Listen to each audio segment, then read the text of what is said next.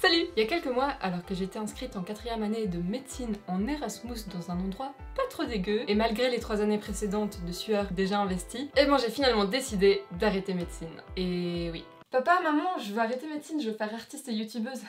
Ça suscite quelques questions quand j'explique ça aux gens, alors c'est parti, je vais vous expliquer pourquoi j'ai décidé d'arrêter médecine.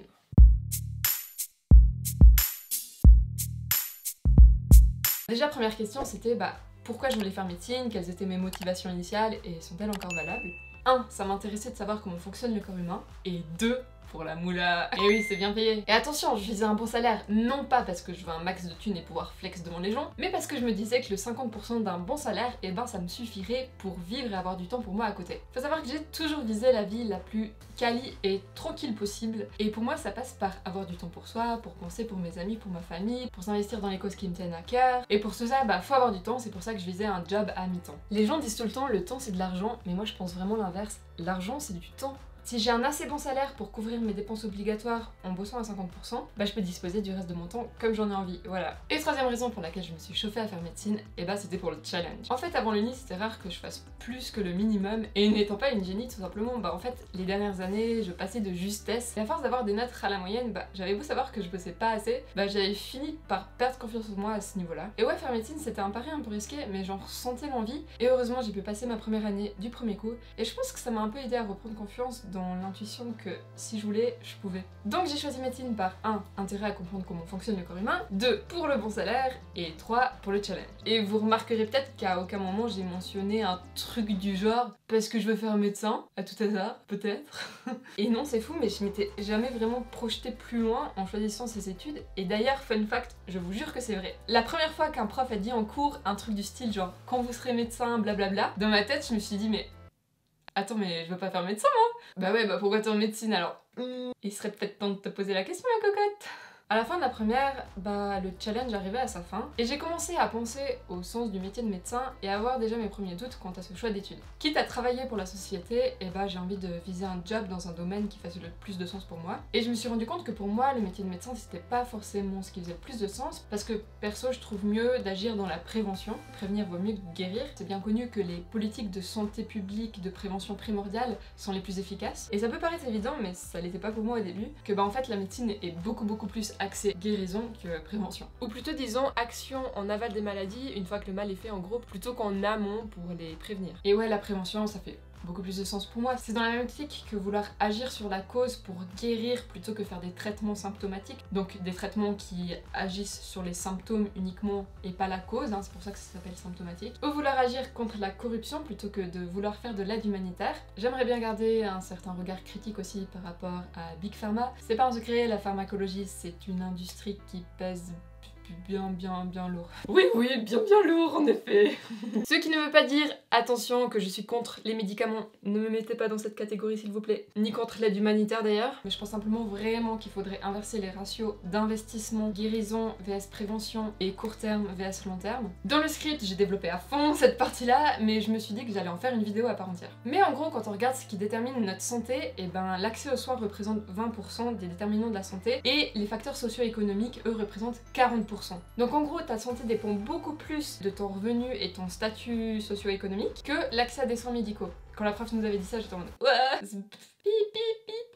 Ah ouais, en même temps ça fait du sens. Et l'environnement étant aussi un déterminant majeur de la santé, et étant sensible à la crise climatique en cours, et pas que climatique d'ailleurs, biodiversité, tout ça, bref, étant sensible à cette cause, j'ai commencé à me dire que ça ferait beaucoup plus de sens pour moi d'avoir un job où je m'investis directement pour l'environnement. Et pour le coup, je trouve que ça a le mérite d'augmenter l'échelle de l'impact au-delà de l'humain, parce que ça touche aussi tous les autres organismes vivants qui subissent les externalités négatives de l'activité humaine, quoi.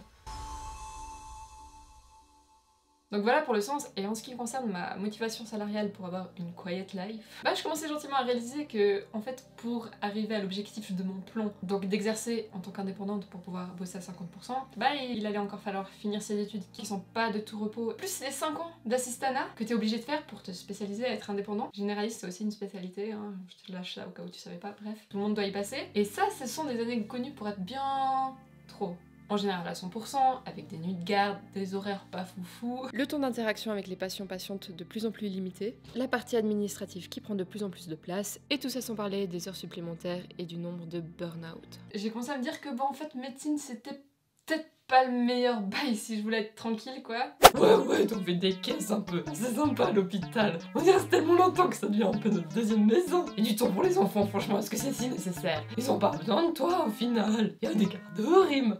Et l'ambiance c'est trop chouette. Le stress, tous ces murs blonds, les gens qui agonisent.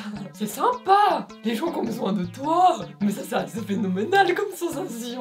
Et en plus, depuis que j'avais lu ce livre, bah le sommeil c'est devenu une de mes top priorités. Et quant à ma première motivation qui était celle de comprendre le corps humain, alors d'un côté oui, j'ai appris un tas de trucs cool en termes de fonctionnement ou d'anatomie. Ah, les dissections j'ai adoré. C'est en médecine que j'ai réalisé pour la première fois qu'en fait les intestins c'est pas juste un tube libre de boyaux qui peut sortir de ton ventre si t'as le malheur de te le faire découper. Non, il y a un tissu qui s'appelle le mésentère et qui contient les vaisseaux qui irriguent l'intestin, qui est tout le long de l'intestin et qui le raccroche aux parois abdominales. Et oui, les films nous ont menti. Et ça, je l'ai vraiment réalisé en pouvant voir, manipuler, disséquer pendant les travaux pratiques d'anatomie. Et c'est vrai que je trouve que bien conceptualiser, bien visualiser, c'est hyper important pour comprendre. Et je trouve 1000 fois plus pertinent, intéressant, gratifiant d'apprendre en comprenant plutôt que d'apprendre par cœur. Et malheureusement, j'ai très vite compris qu'en fait en médecine, on nous demandait aussi d'apprendre un bon tas de choses par cœur. Pendant les cours, on a énormément de schémas, de molécules, de réactions biochimiques, etc. Mais du coup, ça reste des schémas et pas l'observation de la réalité elle-même. Alors oui, tu peux apprendre là-dessus, il y a des choses à comprendre, mais moi je le mets plus dans l'ordre du par cœur parce que tu sais pas à quoi ça correspond vraiment dans la réalité. Et en même temps, c'est normal, malheureusement. Ah, ça serait tellement stylé dans le futur d'avoir des yeux où tu peux mettre l'option microscopie, transparence pour voir in vivo les processus biochimiques à l'origine des maladies. Malheureusement c'est pas le cas et on nous demandait d'apprendre une bonne grosse quantité de détails que j'appelle gracieusement des détails de merde. C'est ce genre de détails que t'es obligé d'apprendre par cœur parce qu'il y a rien à comprendre, qui te seront jamais utiles dans la pratique en clinique et que t'oublies après l'examen. Ah, j'ai pu en passer du temps à apprendre ces détails de merde. Alors il y avait quand même pas mal de choses à comprendre bien sûr, mais quand même. Et le fait de devoir apprendre par cœur plutôt que comprendre, c'était clairement quelque chose de frustrant pour moi. Et ça me donnait une grosse sensation de perte de temps. Tant que de plus en plus je me disais que je pourrais en fait passer à faire autre chose, étudier des choses qui m'intéressent plus, genre la psychologie. D'ailleurs j'avais hésité à prendre psycho, mais j'avais pas pris psycho, attention, parce que je me disais que c'était plus facile à apprendre par moi-même, et ce qui est vrai c'est quand même moins technique. Mais avec ces études de médecine, eh ben j'avais pas le temps, voilà. Donc voilà, grosse sensation de perte de temps. D'ailleurs je pense que j'ai déjà oublié plus de la moitié de ce que j'ai pu apprendre ces années. Oh bah là t'es gentille ma cocotte. Bah quoi, dis-moi pas quand même que tu te souviens plus du trajet des fibres sympathiques post-ganglionnaires du ganglion ptérygopalatin. On passe à côté de l'artère carotide interne pour passer dans le nerf pétreux profond, très profond, qui passe au-dessus du foramen déchiré. J'aime bien les foramens déchirés. Puis passons par le canal ptérygoïdien avant d'arriver au ganglion ptérygopalatin. Et tout ça, ça correspond à des choses qu'on a dans la tête. Un peu comme ça, tu vois. La réalité. Donc j'ai compris les limites de cette compréhension du corps humain. Et du coup, mes 3 motivations initiales n'étaient plus vraiment présentes. D'autant plus que se sont rajoutés d'autres facteurs ne jouant pas en faveur du fait de vouloir continuer médecine. Comme le fait que je pouvais trouver un métier qui fasse plus de sens pour moi, comme j'expliquais avant. L'environnement hospitalier, le stress, les horaires. Les responsabilités aussi, que je me sens pas de prendre en m'investissant comme j'ai fait ces dernières années, mis à part en première année, c'est-à-dire un peu le minimum. Si je prends des responsabilités, j'ai envie de bien les prendre.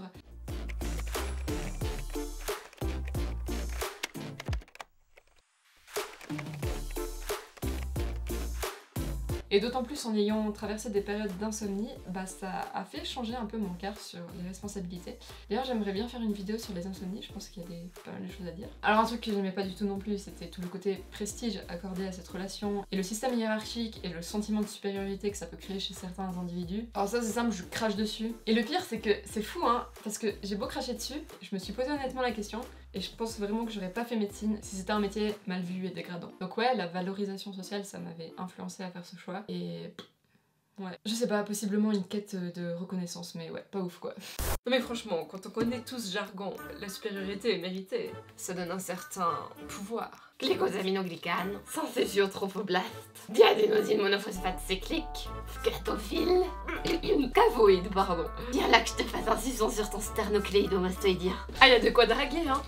Donc voilà. J'avais commencé à douter dès la fin de la première, j'y suis arrivée en deuxième, j'étais pas motivée, j'ai loupé le premier exa que j'ai dû refaire. Et au final, je me suis quand même motivée à faire le troisième pour avoir un bachelor qui puisse potentiellement m'ouvrir des portes. Donc au fond, je savais que j'allais arrêter médecine, même si, après le bachelor, bah j'ai énormément galéré à prendre cette décision pour de bon. J'ai écrit des pages et des pages dans un document de mise au point de ma vie. Une heure sur deux, j'étais sûre que je voulais arrêter. L'heure suivante, j'étais en mode non mais ça va ou bien. En fait, je trouve que c'est des études dures à lâcher parce que t'as le très bon salaire, t'as la très grosse sécurité de pouvoir trouver un job quand tu veux et la valorisation sociale aussi bien sûr. Donc ouais, en plus je me tâtais pour essayer de me lancer à fond dans YouTube et dans l'art comme je disais en début de vidéo, et qui pour le coup sont des domaines qui me paraissent diamétralement opposés en termes de sécurité. Et après être passée par une phase où je me suis dit que j'allais totalement arrêter YouTube parce que ça me paraît tellement dur de réussir sur YouTube, c'est une pression que je veux juste pas me mettre en fait. Surtout que je serai jamais à fond que dans YouTube parce qu'il y a d'autres choses de ma vie que je veux pas sacrifier, typiquement des projets d'art. J'ai abandonné l'idée d'être focus dans un seul truc, tant pis certainement que je n'excellerai jamais dans rien. Du coup, après être passée par cette phase où je me suis dit je lâche tout, je me suis dit tu sais quoi, je vais continuer comme j'ai commencé, c'est-à-dire chill, sans me mettre de pression, en faisant juste ce qui me fait plaisir. C'est toujours mieux que rien et au moins ça reste pour le plaisir, quitte à ne jamais avoir l'espoir de percer, voilà.